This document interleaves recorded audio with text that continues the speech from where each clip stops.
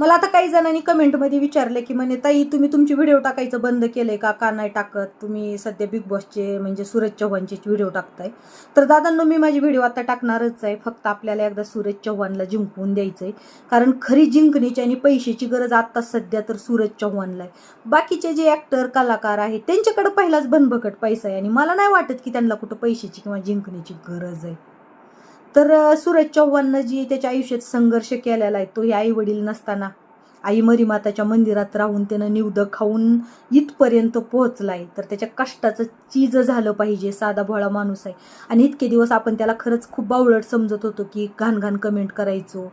पण तुम्हाला माहिती आहे का, तो बिग बॉसच्या घरात गेल्यानंतर कळलं की खरंच पोरगा किती इमानदारी आणि समजदार आहे. म्हणून मी सध्या त्याचे व्हिडिओ टाकत आहे. आणि आता एकदा बिग बॉस संपला तर मी परत पहिल्यासारखं माझे व्हिडिओ टाकायला चालूच करणार आहे. तर प्लीज